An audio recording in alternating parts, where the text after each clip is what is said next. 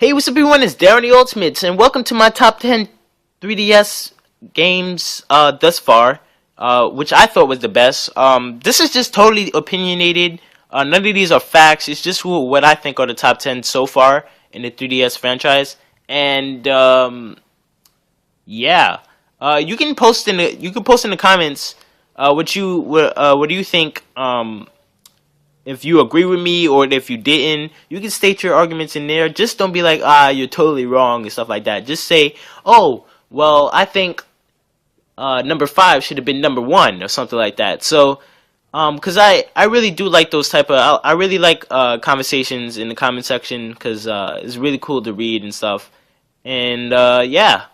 I also want to give a shout out to B-Boy Solo Universe. He actually helped me out with the music for this video, because I'm doing everything on my phone and it took me a real long time to edit. So I hope you guys enjoyed. Check out B-Boy Solo Universe's channel. His link is going to be in the description below. And yeah, I hope you guys enjoyed, and yeah, let's do this.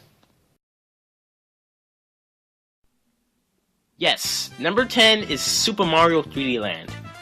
Super Mario 3D Land will always have a special place in my heart.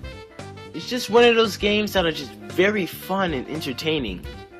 The only flaw to the game is that the levels overall are very, very short, and the bonus levels aren't really that different from the original. But in a way, the game makes up for it a little with the level's creativity and amazing music. The game itself makes the user play on a full-blown 3D experience, which I think the game handled very well. This game also has one of my favorite final Bowser boss fights in any Mario game so far, and this game is what I definitely recommend. Scribblenauts Unlimited is just one of those games that lets your imagination run wild. This game is mission based, but you don't necessarily have to do any missions to have fun. You can pretty much do whatever you want, whenever you want. And with the pad and pencil at your disposal, you can just about make anything you want as well. But if you do the missions, which I highly recommend, you can unlock lots of new and awesome places to explore. Also, you can unlock other playable characters who just happen to be Maxwell's, the main character's, siblings. And does he have a lot of siblings? Maxwell's parents must be doing a lot of the freaky. Okay, I gotta be honest, I haven't been a fan of Sonic for a few years. I personally thought that they lost their touch when it came to Sonic games. But when Sonic Generations was announced, I thought that maybe I can have some hope in them again. Sonic Generations gave you the option to play as classic Sonic for the nostalgic fans, and modern Sonic for the modern day fans. This game brought back the early epic levels with the amazing music. These levels were kinda tampered with to improve the graphics and embrace the 3D experience they were going for, but to me, the levels didn't really lose that nostalgic feel to it, which I think is good. Modern Sonic may be kinda overpowered and made a lot better than classic Sonic, but overall, I think this game showed the absolute best of both worlds. It's the best of both worlds. Luigi's Mansion Dark Moon. A long-awaited sequel the entire world was waiting for. Luigi's Mansion Dark Moon had a collection of new gimmicks and gadgets that made the game a lot more enjoyable. The new enemy ghosts are characters I thought they designed really well, because they differed from the others based on characteristics and personality. The one problem I have with the game is that this game was a lot more mission based than the last one. In the last game, you can just frolic around the mansion and explore on your own, while in this game, Icarus points you to do a specific thing all the time. But don't get me wrong, this game opened the door to different mansions and great music, and the co-op play is pretty good too. I just think that a little more free play would have been sufficient as well. But it's still one of my favorites.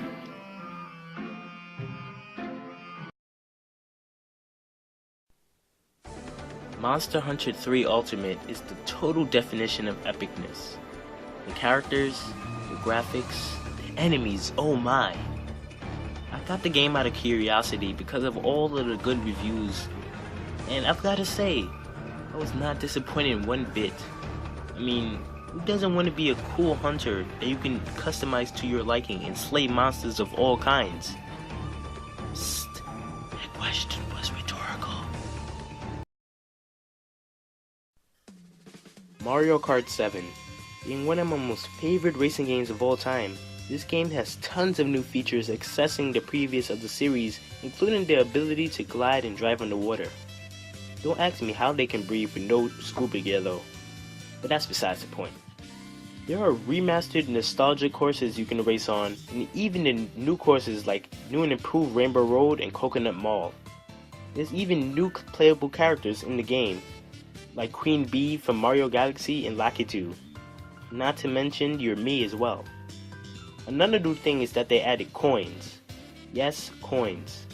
If you collect a lot each race, you will be able to unlock new cars, wheels, and gliders. You can even customize your car to benefit your custom racing style, and the online multiplayer is the best too.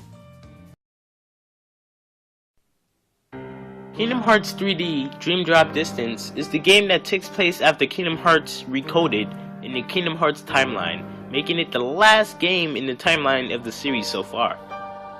Kingdom Hearts 3D introduces many new features to the series, including a whole new array of monsters called Dream Eaters. Dream Eaters are actually quite different than Heartless in many ways, including design, color, and morals. Also, Dream Eaters can be your ally as well. You can create them using the material from other slain Dream Eaters, which I thought was pretty cool and unique. More new features include flow motion and reality shifts, but that's for another day. Introducing new stories and bringing back some old ones, Kingdom Hearts 3D had a mixture of great plot and gameplay mechanics. The only downside is that Heartless weren't really in the game at all until at the very end. In a dream, within a dream, within a dream. Dreamception. Fire Emblem Awakening is a true RPG involving tactics and strategy to progress through the game. Aside from the gameplay, the story is just epic and amazing and full of jaw-dropping moments and times of mind blows. The game also gives you two modes to choose from: Classic for the experienced Fire Emblem players, and Casual for the not-so-well players and the noobs new to the Fire Emblem series.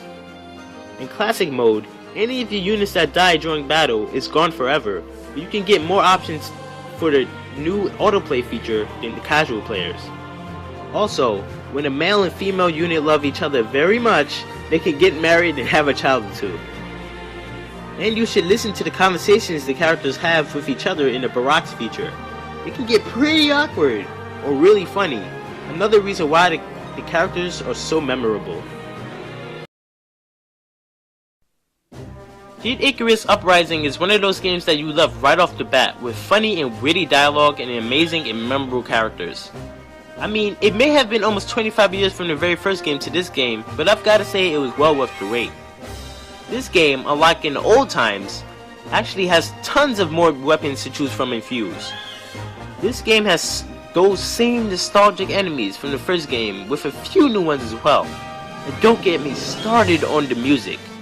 Kid Icarus Uprising, in my opinion, has some of the best music in Nintendo history, with some remixes from the previous games and some awesome new ones as well. The adventures our hero Hit goes through are just flat out jaw-dropping and amazing. This game indeed has some of the best sceneries and 3D experiences on the 3DS system thus far, with great online multiplayer too. This game is an absolute must-have. Yes, Animal Crossing New Leaf is number 1 on my list. The things to do in this game certainly has no limit. Do I need to say more? This game deserves its extremely high ratings because of the music and creativity it has to offer. Your overall goal is to make your town to your liking with your own custom flag and even custom town music.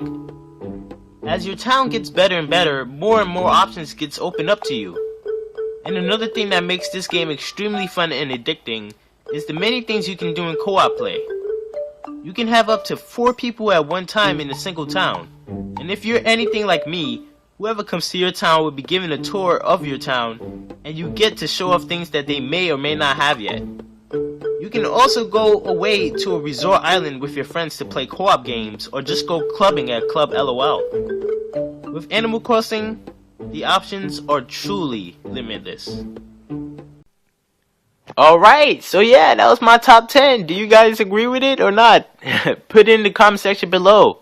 Yeah, that's pretty much it. I also want to give a shout out to August Dreams because I got this idea from him because he used to do top tens and stuff, and I was watching it the other day. I was like, hey, I should make one. So the link to his channel is gonna be in the description below as well. Follow me on Twitter if you haven't yet. Subscribe, comment, like, all of that jazz if you enjoyed this video. And yeah, this has been Darren the Ultimate. Be sure to rate, comment, subscribe, and I'll see you guys later. Goodbye.